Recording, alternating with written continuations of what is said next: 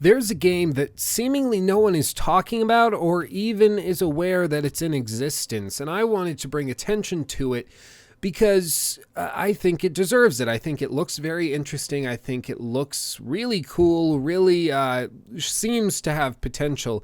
And so I would like to just throw it out there, and you can take it or leave it, do whatever you wish to with it. I don't really care, but what am I talking about? I'm talking about Uncharted: The Lost Legacy. Now, this was unveiled at PSX, and I know what you're thinking. Oh, well, no, it's a DLC for Uncharted 4. No, it's actually been clarified after a panel at PSX and through Twitter tweets, I suppose. After the PSX event, it was clarified that it started as a DLC pack for Uncharted 4, but it actually evolved, quote unquote, evolved into what they're now calling a, quote, story expansion and a, quote, standalone experience. So clearly this is its own thing, and they say that this game or expansion is somewhere between, in terms of gameplay, it's somewhere between Left Behind for The Last of Us and Uncharted 4 as an entire game. Now that's a fairly large window, but that would put the game somewhere between maybe 5 to 10 hours if you're being realistic. Somewhere in there. My guess would be around maybe 5 to 7 would be the most realistic time frame for an expansion. Now, it's not clear when this is going to launch. They have not announced a launch date or a release date yet. And it's also not clear how they will be marketing this or selling it. It's not clear if it's going to be a $20 sort of access through DLC, or if it's going to be its own, published as its own standalone game, or maybe just a digital download. It's not clear because they've said both sorts of things. They've said, on the one hand, we want to give access to people who haven't played Uncharted 4, and they shouldn't need to play Uncharted 4 to get and to be able to experience this, The Lost Legacy. But at the same time, they say that it's a story expansion that takes place after Uncharted 4. So it's really just kind of convoluted as to what exactly is going on.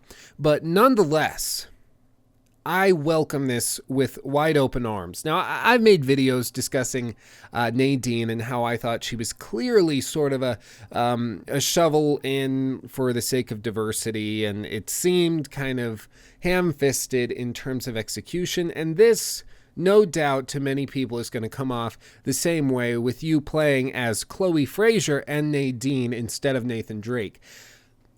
I'm going to keep an open mind about it.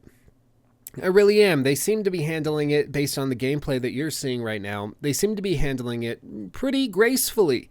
They're approaching gameplay differently. It's much more stealth-oriented. It's much more grounded in what I would perceive as reality, at least. They make it clear that these two women are highly trained, and the thugs that they're fighting are just kind of pulled off the street. They're big, they're bulky, but they don't really know what they're doing. And so I can appreciate the effort that they're putting into that. They're definitely putting more care into this execution than they did in those first few scenes with Nadine in the main game of Uncharted 4. So I can appreciate that, and I'm going to keep an open mind with this one. A big reason for it is just because it looks so freaking pretty. Like, seriously, this is gameplay. It's another one of those examples of just Naughty Dog putting every other game developer to shame. And I get that Naughty Dog is only developing for one platform, but still, this is incredible. This was clearly in development during the main development of Uncharted 4. You can't just throw something like this together. If you know anything about development or programming or anything in the gaming industry, you'll know that this, what you're seeing right now, is not something you can throw together. The engine is clearly improved from Uncharted 4. It looks even better than Uncharted 4, which I thought was impossible, but it looks even better than Uncharted 4. The cutscenes are absolutely flawless. They seem even faster in the transition between cutscene and gameplay transition, and there seems to be absolutely no difference in terms of the graphic fidelity. It's beautiful. It's gorgeous.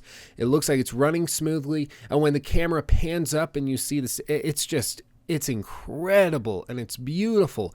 And I'm frankly pretty excited. I'm excited to see how they market this. I'm excited to see just how this works.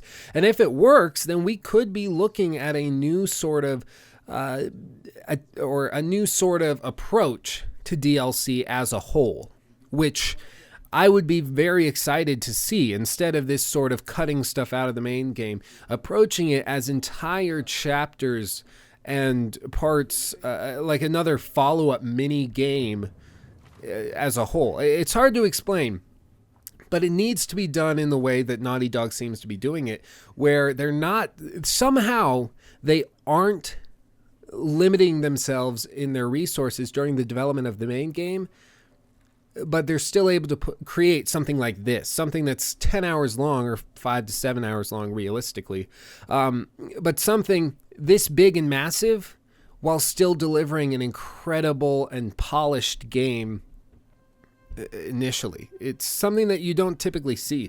Normally you see either like they just clearly cut stuff out of the main game and put it in as DLC, or they just focus on the main game, no DLC, and then they focus on DLC after and start it right after, so you don't get anything for you don't even see any DLC for a year after the game releases, and even then it's small things like horse armor or something.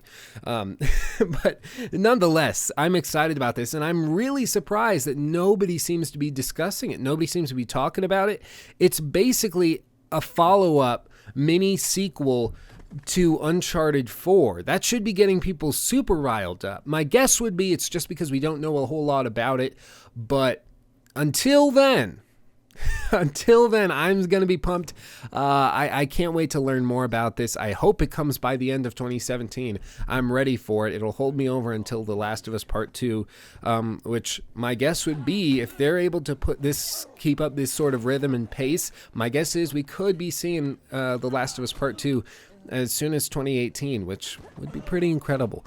But nonetheless, expect to see some of this at E3, maybe launching in the fall. Either way, I'm super pumped. I'm super excited. Want to just share that with you.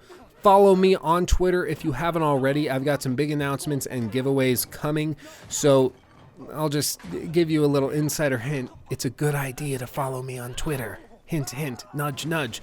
But thank you for watching, guys. I love each and every single one of you more than you could possibly know, and I'll speak to you again very, very soon. Peace out. Love you. Bye. Hey, did you like that? Well, that was just an extra of the full show that I do every weekend. So if you haven't seen it already, make sure to check it out. Ad card things popping up everywhere. And subscribe if you haven't already.